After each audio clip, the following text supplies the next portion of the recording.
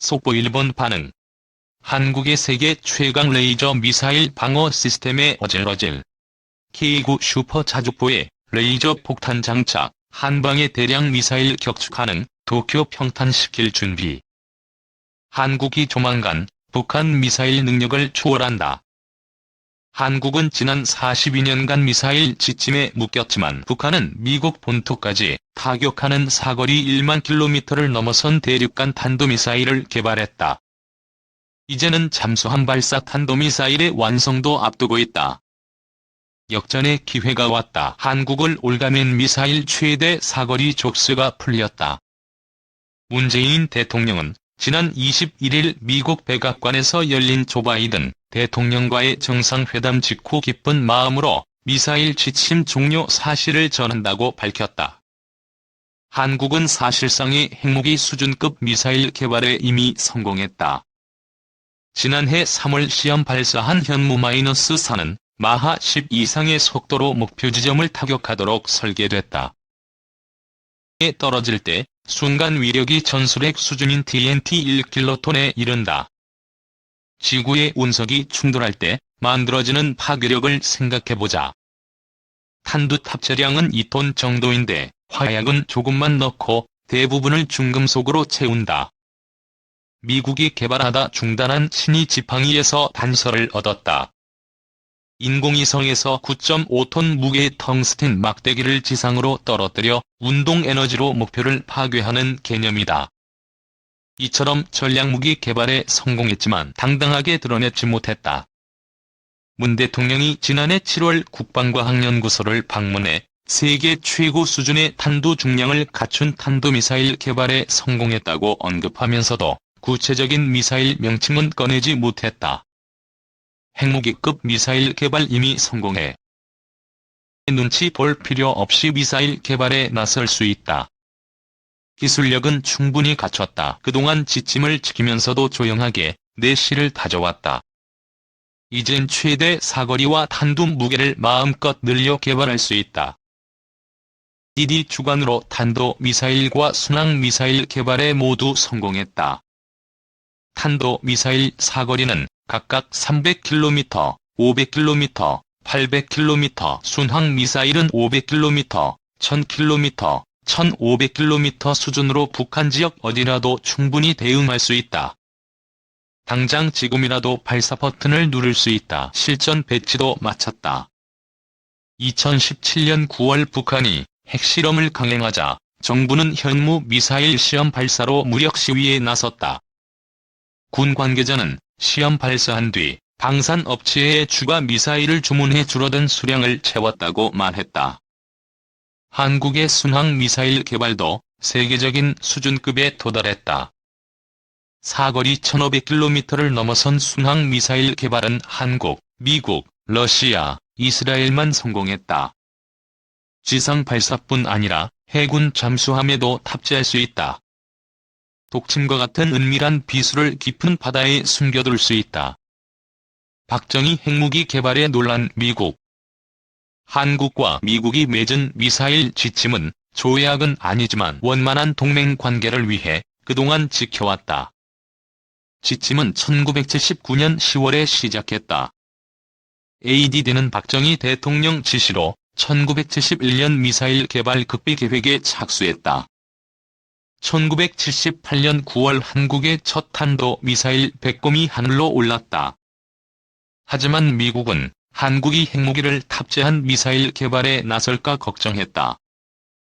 문제를 받은 한국은 미국에서 미사일 기술을 받는 조건으로 사거리는 180km, 탄두 중량은 500kg에 제한을 두는 지침에 합의했다. 주춤하던 미사일 개발은 1986년 현무 미사일 개발에 성공하며 다시 시작했다. 1987년 10월 1일 국군의 날에 처음 모습을 드러냈다. 강산이 2번 바뀌자 지침도 변했다. 최대 사거리는 2001년 1월 김대중 정부에서 300km까지 늘었다. 탄두 무게를 500kg 이하로 줄이면 사거리는 비례해서 더 늘리는 트레이드 오프도 적용했다. 2012년 10월 이명박 정부는 최대 사거리를 800km까지 늘렸다. 문재인 정부는 2017년 11월 탄도미사일 사거리 800km 유지하지만 탄도 중량에 제한을 두지 않는 합의를 끌어냈다. 지난 21일 한미는 사거리 제한도 완전히 풀었다. 미사일 지침은 역사 속으로 사라졌다. 북한 ICBM 미국도 타격 가능.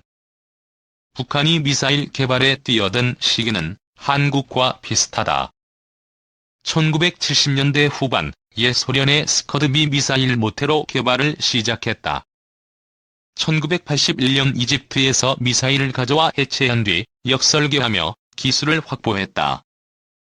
한반도와 일본을 타격할 수 있는 화성-6형, 화성-7형 미사일 개발까지 이어갔다. 김정은 북한 국무위원장이 2011년 12월 정권을 잡은 뒤 미사일 개발에 속도가 붙었다.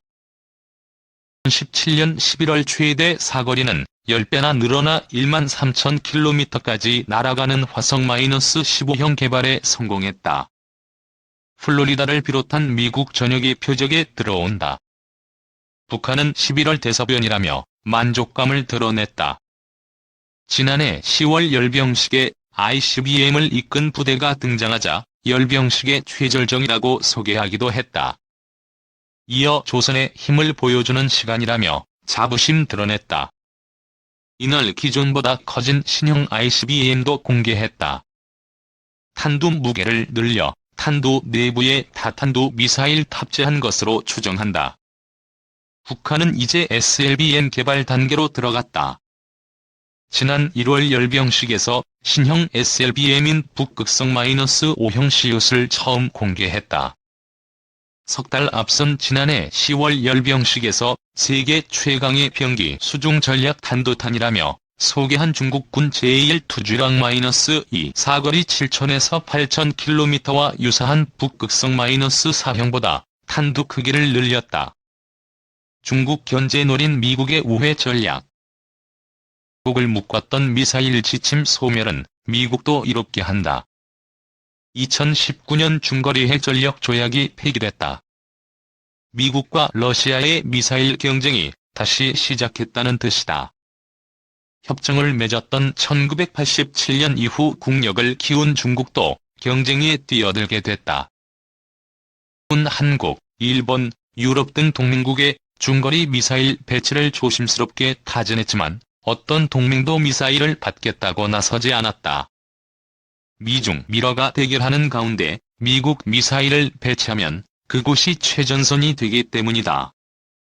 한국의 장거리 미사일 개발은 미국의 우회 전략이다. 한국 스스로 힘을 키우면 미국의 힘을 실어준다. 한국군 탄도 미사일 사거리를 1000km까지 늘리면 제주도에서 중국 베이징도 도달할 수 있다. 사거리 2000km 이상이면 중국 내륙도 대응할 수 있다. 일본은 우주 로켓 개발에 앞서고 있지만 대표적인 공격 무기인 미사일을 개발하거나 보유하진 않는다.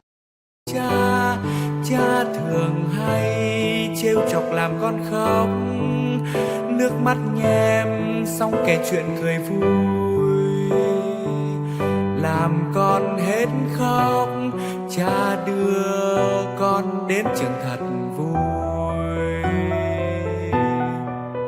Với cha con là trên hết, vết nhăn nhiều thêm, nét môi luôn cười, chính là vì con dù bao khó khăn.